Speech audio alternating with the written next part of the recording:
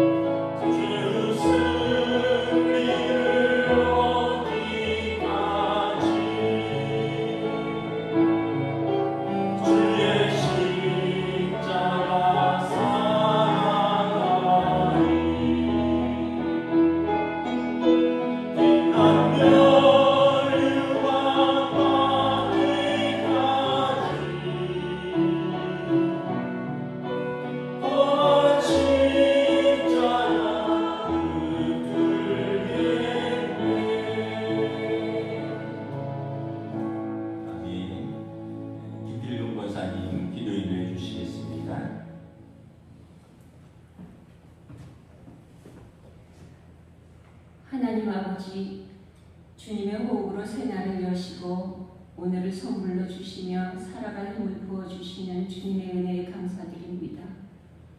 너희 죄가 주홍 같을지라도 눈과 같이 희어질 것이요 진홍같이 붉을지라도 양털같이 희게 되리라 말씀하시며 주님 앞에 있는 우리의 죄를 씻겨주시고 자녀 삼아주심에 감사드립니다. 우리 때문에, 나 때문에 온갖 고통과 수모를 당하시고 끝까지 참으시며 그때에도 지금도 잔잔한 미소로 괜찮다, 사랑한다 말씀해 주시니 하나님 아버지 앞에 민망하고 감사합니다. 주님께서는 무엇이든지 남에게 대접받고자 하는 대로 남을 대접하라고 가르쳐 주셨는데 그 말씀에 순종하지 못하고 늘 나의 유익과 아니만을 우선시하는 우리의 이기심과 완악함, 게으름을 고백합니다. 길이요 진리요 생명 되신 주님이라고 우리 입술로 말하지만 우리는 주님이 내시는 길에 서지 않고 진리신 말씀에 순종하지 않으며 생명이신 예수님을 따라가지도 못하며 교만함과 오만함으로 무지함으로 얕은 지식을 자랑하며 짧은 생각을 근간으로 판단하고 말하고 행하고 있음을 부끄럽게 고백합니다. 하나님을 힘써 알려고도 하지 않고 예수님을 깊이 생각하지도 않으며 하나님의 나라를, 하나님의 공의와 정의를, 예수님의 사랑과 인내를 두려움도 떨림도 없이 흘려보내지는 않는지 돌아봅니다. 하나님 경외함을 잃어버린 우리의 잘못을 고백하오니 주님 회개할 수 있는 은혜를 내려 주시옵소서. 자비하신 예수님, 우리를 불쌍히 여기시고 긍휼을 베풀어 주시옵소서. 하나님 아버지, 우리를 지켜주시옵소서. 주님께 피하오니 우리 한 사람 한 사람을, 우리 자녀들을, 다음 세대를, 우리 가정을, 우리 교회를, 우리 나라를 지켜주시옵소서. 주 앞에는 충만한 기쁨이 있고 영원한 즐거움이 있다 말씀하시오니 우리 삶의 기쁨과 즐거움이 충만하여 주고 주 밖에는 복이 없다라고 고백하는 우리가 되길 소망합니다. 성령님 임하여 주시옵고 우리를 도와주시옵소서. 묵은 땅을 기경할 수 있는 용기를 주시옵소서. 그리스도 안에 있으면 새로운 피조물이 되고 새것이 된다라고 말씀하셨으니 그 말씀 가슴 깊이 새기고 새롭게 되기에 부족함이 없도록 예배의 자리에서, 삶의 자리에서 정결함에 구별됨에 힘쓰는 우리가 되기를 소망합니다. 부활하신 하나님, 살아계신 하나님 아버지, 주님의 십자가로 막힌 담을 허시고 평강으로 우리 곁에 오신 주님을 찬양합니다. 병든 자를 고쳐주시고 삶이 고난 자를 위로하여 주시고 낙담한 자에게 소망이 되어주시는 주님을 찬양합니다. 주님, 이제 말씀을 듣고자 하오니 성령님 함께하시어 우리의 마음을 열어주시고 귀와 눈을 열어주셔서 말씀 가운데 계시는 주님을 바라보게 하시며 말씀 앞에 겸손함을 더하시어 아멘으로 순종하게 하옵소서. 목사님 전하시는 말씀 가운데에도 성령님 함께하시어 은혜를 더하여 주시고 그 은혜가 강물같이 우리 모두에게 흘러가게 하옵소서. 세우신 목사님 위에 성령의 충만함을 더하시어 늘 하나님 앞에, 교회 앞에 뜨거운 가슴이 되게 하시며 하나님 앞에 세우신 뜻을 잘 감당하실 수 있도록 말씀과 기도에 정진하게 하옵소서. 지혜와 건강과 주님의 평안을 더하여 주시기를 기도합니다. 부활하신 하나님, 살아계신 하나님, 임마누엘의 하나님을 찬양하며 나의 주님 되신 예수님 이름으로 기도드립니다. 아멘.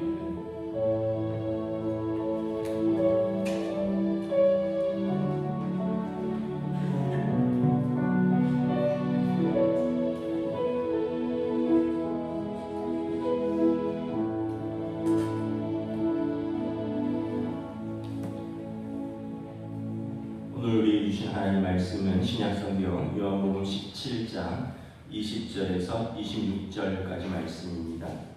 요한복음 17장 20절에서 26절까지 말씀입니다. 다 찾으신 줄 알고 저 여러분들이 한 절씩 교도하도록 하겠습니다. 요한복음 17장 20절에서 26절입니다. 내가 비옵는 것은 이 사람들만 위함이 아니요 또 그들로 말미암아 나를 믿는 사람들도 위함이니 아버지여, 아버지께서 내 안에 내가 아버지 안에 있는 것 같이 그들도 다 하나가 되어 우리 안에 있게 하사 세상으로 아버지께서 나를 보내신 것을 믿게 하옵소서. 내게 주신 영광을 내가 그들에게 주었사오니 이는 우리가 하나 된 것 같이 그들도 하나가 되게 하려 함이니이다. 곧 내가 그들 안에 있고 아버지께서 내 안에 계시어 그들로 온전함을 이루어 하나가 되게 하려 함은 아버지께서 나를 보내신 것과 또 나를 사랑하신 같이 그들도 사랑하신 것을 세상에서 알게 하려 함이로소이다. 아버지여, 내게 주신 자도 나 있는 곳에 나와 함께 있어 아버지께서 창세 전부터 나를 사랑하심으로 내게 주신 나의 영광을 그들로 보게 하시기를 원하옵나이다. 의로우신 아버지여, 세상이 아버지를 알지 못하여도 나는 아버지를 알았사옵고 그들도 아버지께서 나를 보내신 줄 알았사옵나이다. 함께 읽습니다. 내가 아버지의 이름을 그들에게 알게 하였고 또 알게 하리니 이는 나를 사랑하신 사랑이 그들 안에 있고 나도 그들 안에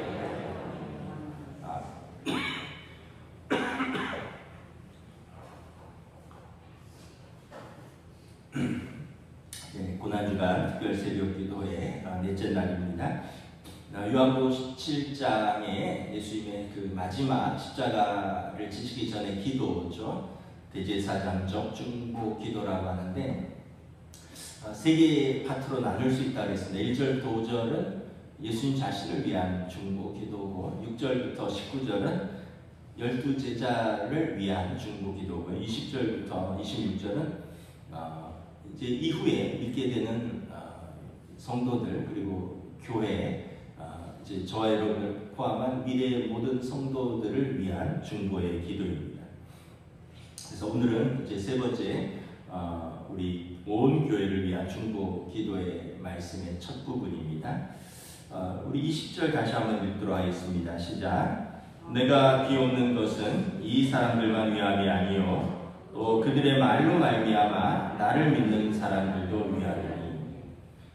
이 사람들만을 위함이 아니라 제자들이죠. 그러면 누구를 위해서 또 빕니까? 그들의 말로 말미암아 나를 믿는 사람들. 그러니까 제자들의 그 증언으로 말미암아 예수님을 믿는 사람들. 그러니까 이제 이후에 세워지는 성도와 교회들, 미래의 신자들입니다. 저와 여러분을 말씀하는 것입니다. 그래서 여러분, 우리가 예수님께서 오늘 저와 여러분을 위하여 기도하고 계시다. 그래서 기도가 사랑이라고 했잖아요. 마음이 있어야 기도하고 또 그 사람을 사랑하니까 기도하는데 예수님께서 오늘 저와 여러분을 위해서 기도하고 계신다. 여러분, 우리가 이것만 기억해도 나는 혼자가 아니구나. 하나님의 아들이 나를 사랑하시고 하나님의 아들이 나를 위해서 기도하시는구나. 큰 또 위로와 힘을 얻는 것이죠. 그럼 예수님께서 우리를 위한 기도의 내용은 무엇입니까? 21절에 보면 우리 21절 한번 공부하겠습니다. 시작. 아버지여, 아버지께서 내 안에 내가 아버지 안에 있는 것 같이 그들도 다 하나가 되어 우리 안에 있게 하사 세상으로 아버지께서 나를 보내신 것을 믿게 하옵소서. 그러니까 하나님께서 아들을 보내신 것을 믿게 하여 주시옵소서라고 기도합니다. 우리의 믿음을 위해서 기도하십니다. 우리가 믿음이 흔들릴 때가 있잖아요. 시험과 또 어떤 고난 속에서 믿음이 흔들릴 때도 있고, 또 어떤 상황 속에서 또 우리의 믿음이 냉담해질 때도 있고요. 그러나 예수님께서는 항상 먼저 우리의 믿음을 위해서 기도하십니다. 왜냐하면 믿음에서 떨어지면 다 잃는 것이기 때문에 그렇습니다. 믿음을 얻으면 다 얻는 것이죠. 믿는 자가 구원을 얻으니까, 구원을 얻으면 하나님의 자녀가 되고 영원한 하나님 나라를 유업으로 얻는 자니까 다 얻는 거죠. 근데 믿음에서 떨어지면 하나님의 자녀됨에서 떨어지는 거잖아요. 하나님 나라도 떨어지는 것이고 그 구원도 떨어지는 것이니 믿음이 전부인 겁니다. 그래서 믿음을 가지면 다 얻는 것이고 믿음을 잃으면 다 잃는 것이다. 그래서 예수님께서 우리에게 이 믿음을 가질 수 있도록 기도해 주신 것입니다. 믿음은 무엇입니까? 아버지께서 나를 보내신 것이다. 오늘 21절에서 말씀하죠.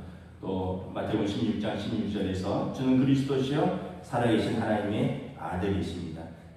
너무 믿음을 교리적으로 신학적으로 정의할 필요 없습니다. 예수님께서 하나님의 아들이십니다. 이걸 고백하는 거예요.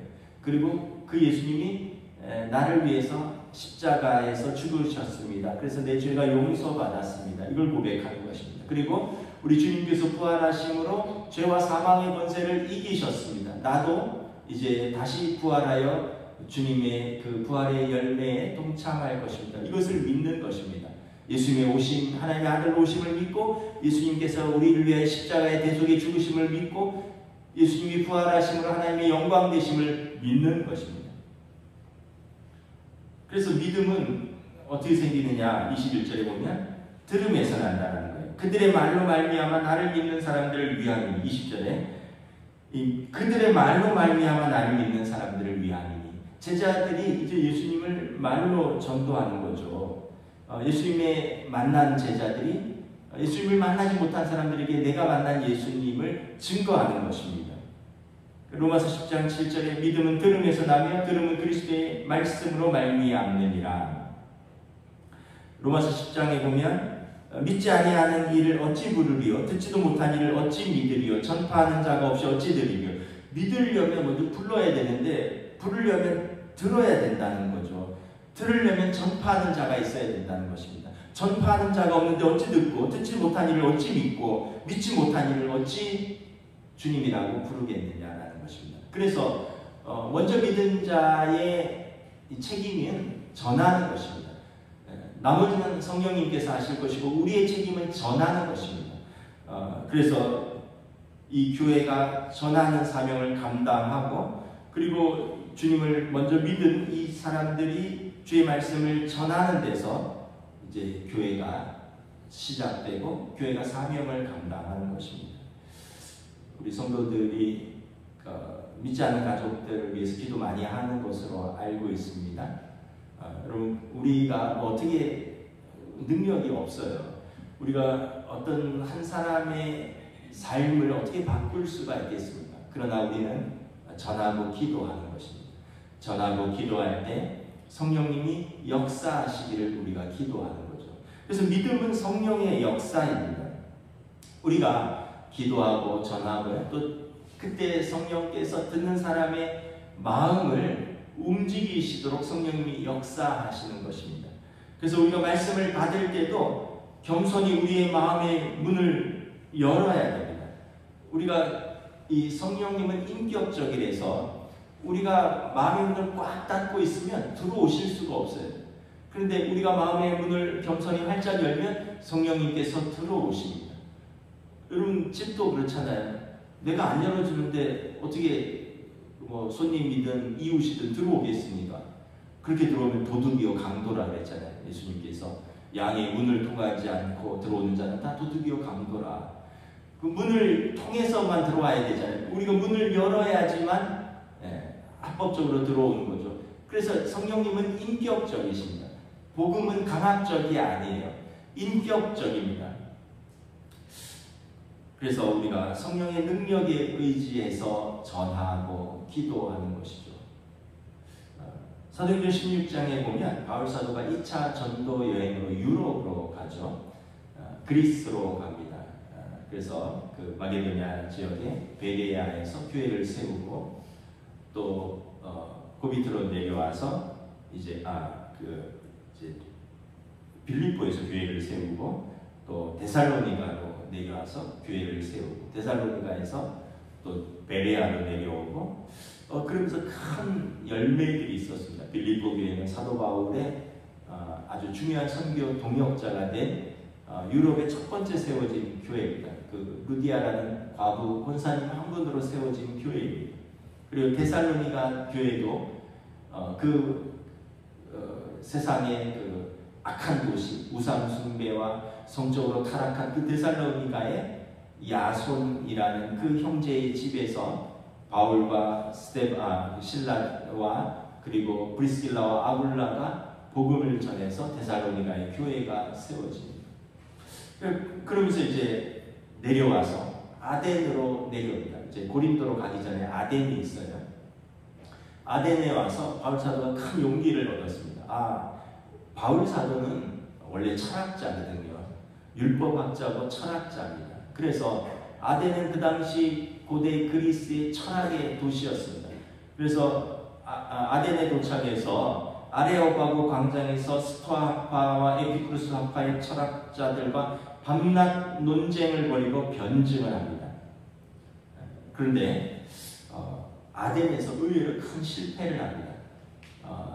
몇 명을 제외하고는 교회가 세워지지 못합니다. 아덴에서는. 그리고 낙심해서 고린도로 옵니다. 그리고 고린도에 와서 이렇게 고백합니다. 내 말과 내 전도함이 설득력 있는 지혜의 말로 하지 아니하고 다만 성령의 나타나심과 능력으로 하여 너희 믿음이 사람의 지혜에 있지 아니하고 다만 하나님의 능력에 있게 하려 하였노라. 아덴에서 바울이 제일 자신 있는 게 변증이거든요. 논쟁하는 것입니다. 율법학자고 신학자고 구약신학자고 그리고 그는 또 철학자였습니다. 그래서 그들과 논쟁하는데 전혀 불편함이 없었고 전혀 실력이 부족하지 않았습니다. 그런데 그 아덴에서 처참하게 실패를 맛본 것입니다. 그래서 고린도에 와서는 내가 사람의 말과 설득력 있는 지혜의 말로 하지 아니하겠다. 오직 성령의 능력, 하나님의 능력에 달려있다라는 것입니다. 그리고 고린도에 와서 바울 사도가 거기서 복음을 전하는데 고린도에 큰 교회가 또 세워지고 많은 구원받은 사람들이 늘어나는 것을 봅니다. 우리뿐만 아니라 바울 사도도 그렇고 우리가 이 한 영혼이 예수님을 믿고 돌아온 것은 하나님의 능력이다. 성령의 역사다. 우리가 지혜 있는 말로 또 전한다고 되는 것도 아니고 우리가 강압한다고 되는 것도 아니고 오직 그의 영혼을 사랑하고 기도하고 그리고 그 사랑하는 마음으로 전할 때 성령께서 역사하시는 것이다. 그래서 믿음은 성령이 역사하시니까 성령의 선물입니다. 선물은 뭐예요? 주는 건데 공짜잖아요. 받으면 그 사람께 되는 거예요. 안 받으면 어떻게 돼? 그 사람께 안 되죠. 선물은 간단해요. 사랑해서 주는 거고요. 받으면 그냥 내게 되는 거예요. 돈 주고 사면 선물이 아니죠. 내가 내 값 주고 샀으니까. 그런데 믿음은 이렇게 전하고 그리고 믿으면 선물로 구원을 얻는 것입니다. 고린도전서 12장의 은사장에 어떤 사람에게는 성령으로 말미암아 지혜의 말씀을, 어떤 사람에게는 성령을 따라 지식의 말씀을, 다른 사람에게는 같은 성령으로 믿음을. 그러니까 믿음도 성령의 은사라는 것입니다. 그래서 너희는 그 은혜로 인하여 믿음으로 말미암아 구원을 얻었으나니 이것은 너희에게서 난 것이 아니요 하나님의 선물이라. 구원은 믿음으로 말미암은 하나님의 선물이라는 거죠. 그래서 사실 간단해요. 구원받는 거는 하나님의 선물을 받아들이면 됩니다. 예수님께서 우리를 위해서 속죄하심으로 죽으시고 부활하신 것, 이걸 그냥 우리가 믿고 받아들이면 구원이 선물로 임하는 거예요. 하나님의 자녀가 선물로 되는 거예요. 이게 무슨 혈통으로나 육적으로나 어떤 법으로 되는 게 아니라 선물을 그냥 감사함으로 받으면 되는 것입니다. 예수님 시대에 12제자를 비롯해서 많은 사람들이 예수님을 직접 만났습니다. 직접 예수님의 말씀을 들었습니다. 예수님의 그 기적을 직접 보았습니다. 그리고 많은 사람들이 예수님을 믿었습니다. 반면에 예수님을 만나고 직접 보고 심지어 오병이어의 떡을 얻어먹기도 하고 또 문둥병자를 고치는데 옆에서 보기도 했는데 여전히 안 믿는 사람들이 있었어요. 한편 많은 사람들은 믿고요. 한편 많은 사람은 보고도 믿지 않았습니다.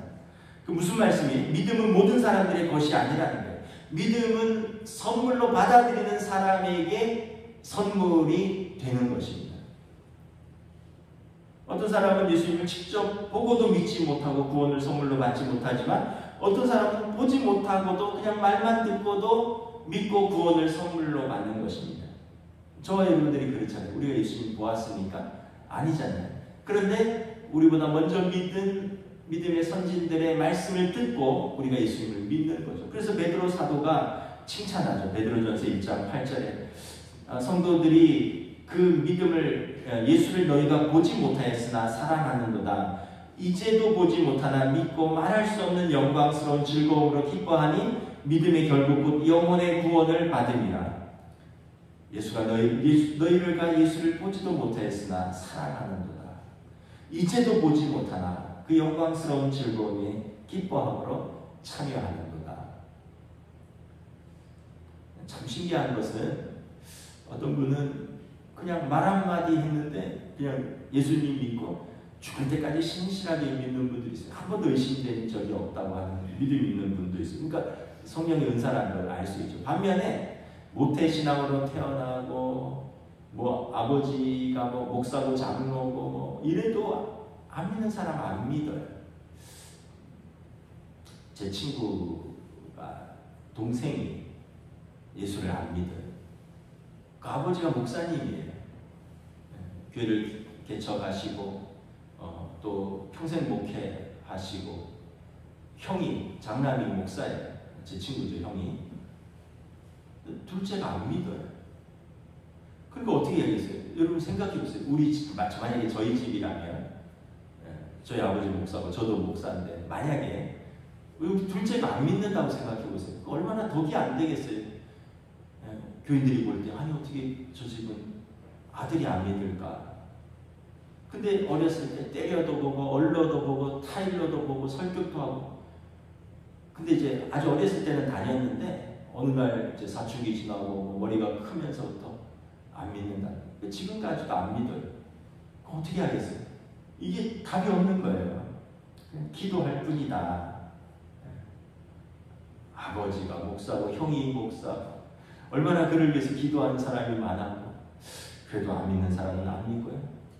근데 그냥 친구 따라왔다가 믿고 또 평생 신앙생활 신실하게 하는 분도 있고 그래서 D.L. 무디 목사님이 믿음을 이렇게 정의했습니다. 믿음이란 내가 하나님의 말씀에서 하나님을 받아들이는 것입니다. 믿음은요, 하나님의 말씀에서 내가 하나님을 받아들이는 것입니다. 여러분, 예를 들면 이런 거죠. 공기가 있잖아요. 공기. 내가 숨을 쉬면 그 공기는 내 것입니다. 주일날 떡을 주잖아요. 그러면 떡을 받아서 먹으면 그 떡은 내 것이 되고 내 속에 들어와서 양분이 되는 것입니다. 마찬가지입니다. 복음도 듣고 받아들이면 나의 영혼의 구원을 얻고 내가 새로운 피조물이 되는 것입니다. 받아들이지 않으면 가끔 교회 앞에 애들은 또 어떨 때는 떡을 싫어하는 애들도 있더라고요. 그래서 제가 마지막에 이렇게 쭉 정리를 하다 보면 그 아동실에 떡을 놓고 가는 애기들도 있어요. 그러니까 그럼 그 아이는 떡을 받았지만 안 먹었으니까 자기 게 안 되는 거예요. 그러니까 받았는데 먹으면 내게 되고 받았는데 안 먹으면 내게 안 되는 거죠. D.L. 무디 목사님이 하나님의 말씀을 듣고 받아들이는 것이 믿음이다. 또 우리가 말씀을 받았고 그것을 믿으면 내게 되는 거예요. 단순한 것입니다. 정리하면 믿음이란 하나님의 초대에 내가 응답하는 것입니다. 요한계시록 2장 10절에 볼지어다 내가 문 밖에 서서 두드리노니 누구든지 내 음성을 듣고 문을 열면 내가 그에게로 들어가 그와 더불어 먹고 그는 나와 더불어 먹으리라. 이 본문으로 만든 찬송이 535장이잖아요. 주 예수 대문 밖에 기다려 섰으니 단단히 잠가두니 못 들어오시네. 문 두드리는 손은 못 박힌 손이요 또 가시멸 육아는 그 이마에 들렸네. 주 예수 간곡하게 권하는 말씀이 내 죄로 죽은 나를 너 박대할소냐. 나 죄를 회개하고 곧 문을 엽니다. 드셔서 좌정하사 떠나지 마소서. 지금도 예수님이 우리의 마음의 문을 두드리고 계셔요. 문을 열면 그분이 우리 안에 들어와서 우리와 더불어 먹고 마시고 우리는 하나님의 자녀가 되는 것입니다. 예수님께서 십자가를 지시기 전에 우리의 믿음을 위해서 기도하셨습니다. 여러분, 믿음이 가장 중요합니다. 성도는 믿음의 기반 위에 존재하기 때문에 그렇습니다. 우리의 믿음을 위해서 예수님이 기도하셨고 십자가를 지셨습니다. 그리고 이제 미래 성도들 위하여 두 번째 강구한 것은 뭐냐? 22절 말씀 함께 공독합니다. 시작. 내게 주신 영광을 내가 그들에게 주었사오니 이는 우리가 하나가 된 것 같이 그들도 하나가 되게 하려 함이라. 하나가 되어 하나님께 영광 돌리기를 위해서 기도하셨다는 거예요. 우리가 하나가 되고, 우리는 성부, 성자, 성령님을 말씀합니다. 삼위의 하나님이 본질적으로 영원한 완전한 연합과 일치, 사랑으로 하나 된 것을 의미하듯이 교회도 삼위 하나님처럼 연합과 일치, 사랑으로 하나 되는 공동체라는 것입니다. 여러분, 사단은 하나 되지 못하게 공격합니다. 교회든 가정이든 다툼과 분열로 말미암아 하나 되지 못하게 합니다. 왜냐하면 그래야지 믿음에서 떨어지기 때문에 그렇습니다. 사단이 헬라어로 디아볼로스인데, 디아가 둘이라는 뜻이에요. 볼로스, 나누다, 둘로 나누다라는 뜻이에요. 거짓말하고 중상모략하고 분열시켜서 성도가 그 가정에서 하나 되지 못하게 합니다. 일터에서 하나 되지 못하게 합니다. 교회에서 하나 되지 못하게 합니다. 왜 하나 되지 못하냐면 가정이 하나 되지 못하면 낙심해서 믿음에서 떨어지기 때문에 그런 것이죠. 왜 사단이 교회를 공격할까요? 21절에 보면 아버지께서 내 안에 내가 아버지 안에 있는 것 같이 그들도 다 하나가 되어 우리 안에 있게 하사 세상으로 아버지께서 나를 보내신 것을 알게 하옵소서. 23절입니다. 23절에 아버지께서 우리 안에 계시고 우리가 그 안에 있어서 그래서 우리도 하나가 되어 이제 세상이 아버지께서 나를 보내신 것을 알게 한다는 것입니다. 우리가 하나가 될 때 세상이 교회는 사랑으로 하나 되는 공동체구나. 교회가 하나가 될 때 저들은 사랑으로 하나 되어서 자기들끼리 서로 사랑하고 그리고 세상을 사랑하는구나. 그래서 저들이 믿는 하나님이 사랑의 하나님이시구나. 저들이 믿는 예수님이 사랑의 예수님이라는 것을 세상에 알게 한다는 거예요. 근데 우리끼리 싸우면 어떻게 되냐라는 거죠. 그들이 하나님을 알기 어렵다는 거예요. 예수님을 믿기 어렵다는 것입니다. 우리 교단에 한 350명 정도 모이는 교회가 있는데 한 1년이 채 안 됐는데 이제 교회 안에 다툼이 시작됐습니다. 요즘은 다툼이 시작되면 옛날하고 달라요. 코로나 이전과 이후가 달라요. 6개월 만에 200명이 떠났습니다. 350명 성도가 6개월 만에 200명이 떠났어요. 5, 60년 역사니까 남아있는 150명은 5, 60년의 역사 속에서 2대, 3대 막 이렇게 있는 분들이죠.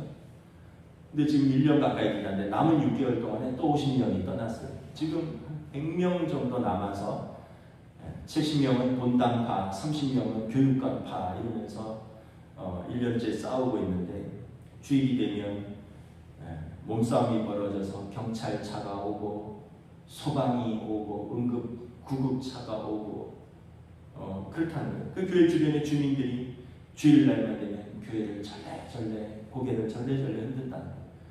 저렇게 믿을 바에 왜 교회를 다니냐, 안 다니고 싸우지 말자, 이렇게 주변에서 이렇게 얘기한다. 50년, 60년의 역사를 가진 교회가 무너지는데 1년도 안 걸리는 겁니다. 하나님의 교회가, 거룩함의 교회가 다툼과 분열로 얼룩지면 이 악한 세상에서 하나님의 교회가 복음을 전할 수도 없고 하나님의 영광을 드러낼 수도 없는 것입니다. 그래서 고린도전서 12장에 보면 교회를 그리스도의 몸에 비유합니다. 눈과 귀와 코와 입, 손과 발이 여러 지체인 것 같지만 사실은 한 몸에 붙어 있지 않느냐. 한 지체가 아프면 온몸이 아프지 않느냐. 한 지체가 영광을 받으면 온몸이 영광스러운 것 아니냐. 몸 가운데 분쟁이 없고 오직 여러 지체가 서로 같이 돌보게 하셨느니라. 만일 한 지체가 고통을 받으면 모든 지체가 함께 고통을 받고 한 지체가 영광을 얻으면 모든 지체가 함께 즐거워하느니라. 너희는 그리스도의 몸이요 지체의 각 부분이라. 교회는 여러분 주님의 몸입니다. 여러분 손이 아프면 다른 데는 안 아픈가요? 발이 아프면 다른 데는 안 아픕니까? 발이 아프면 온몸이 다 아픈 거죠. 야, 발은 안 보이니까 넌 아프든지 말든지 나는 맛있게 먹겠다, 이게 된다요. 여러분 우리가 참 싸우는데 보면 참 별거 아닌 걸로 싸우고요, 별거 아닌 걸로 소신을 부립니다. 제 친구 아버지가 돌아가셨는데 말기 암을 이제 투병을 하면서 이제 자녀들이 뭐 수술로 방법이 없다고 하니까 치유 공동체라는 데를 어떻게 알아서 어떤 분이 뭐 야채 뭐 이런 그 음식으로 암을 고쳤다. 그래서 그분이 이제 세운 뭐 공동체가 제주도에 있대요. 그래서 이제 자녀들이 아버지를 거기에 보냈어요. 수술은 안 되니까 혹시 거기서 자연 치유로 낫지 않을까. 그래서 제주도 중산간에 한 1년 정도 들어가셨는데 결국 이제 마지막에는 돌아가셨어요. 이제 임종을 2달 앞두고 아버지가 예수님을 영접했어요. 아들이 목사하고 지금까지 전도했는데 신앙생활 안 하시다가 마지막에는 몸과 마음이 다 약해지니까 또 아들이 그렇게 간곡하게 전도하니까 예수님을 믿고 영접하고 세례를 받기로 했습니다. 그 1년 동안 공동체에 있으면서 아들이 서울에서 제주도로 몇 차례 왔다 갔다 하면서 그 공동체도 아들이 목사하는 걸 다 아는 거죠. 그래서 월요일날 세례를 받기로 했어요.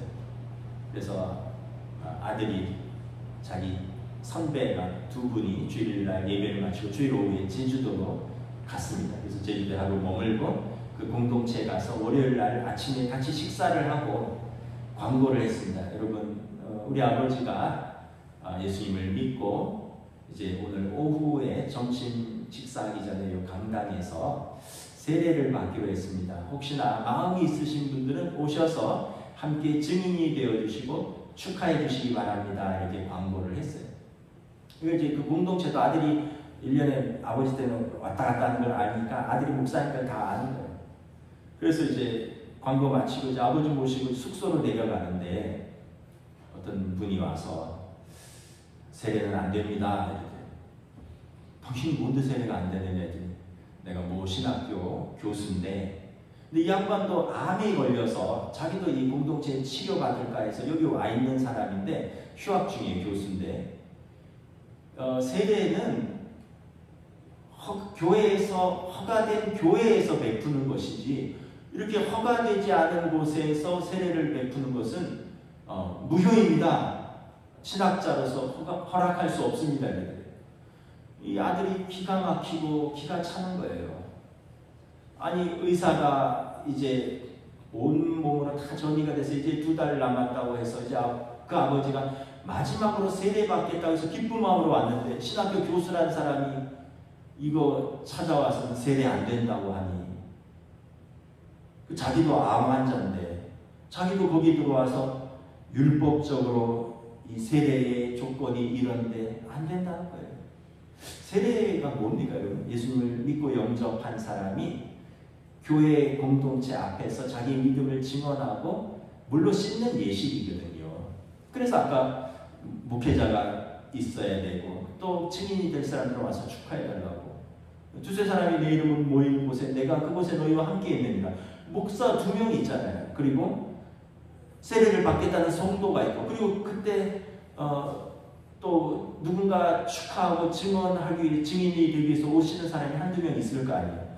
그런데 그 신학교 교수가 안 된다는 거예요. 2번이나 찾아왔대요. 아침에 내려갈 때 안 된다고, 점심 되기 전에 또 숙소 앞에 와서 안 된다고. 사실 잘 생각하라고. 뭐 싸우진 않았대요. 세례 주면 되니까 그 사람하고 싸울 일도 없고.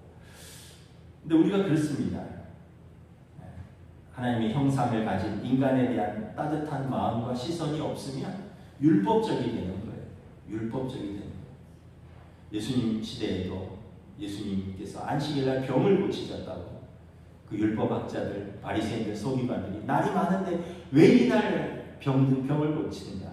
예수님께서 탄식하셨잖아요. 하나님의 자녀가 자유함을 얻는 것이, 너희들은 너희 양과 나비가 구덩이에 빠지면 안식일이라도 건져내면서 하나님의 자녀가 자유함을 얻는 것에 너희가 이것이 거치는 것이겠느냐. 17세기 대주교였던 안토니오 도미니스라는 분이 이렇게 말했습니다. 본질에는 일치를, 비본질에는 자유를, 모든 것에 사랑을. 여러분, 이게 복음의 진리가 아니면 여러분 화해도 하고요, 양보도 하고요, 또 너그럽게 관대함도 우리가 함께 할 수 있는 것입니다. 예수님께서는 교회가 하나 되기를 위해서 간절히 기도하셨습니다. 진리로 하나 되고 믿음으로 하나 되고 사랑으로 하나 되기를 위해서 기도하고 계십니다. 말씀을 마치겠습니다.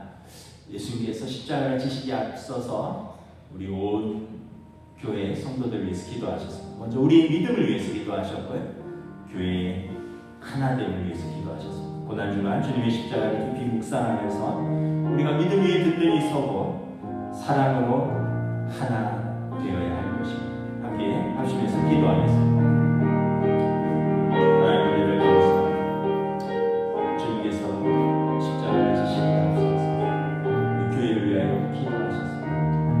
내가 미워하는 것은 이 사람들만 이야기하니 또 그들의 말로 말미암아 나를 믿는 자들로 위하여 그들의 믿음을, 그리고 세상에서 아버지께서 나를 보내신 것을 믿게 하시옵시고, 또 우리가 하나 된 것 같이 그들도 하나가 되기를 원합니다.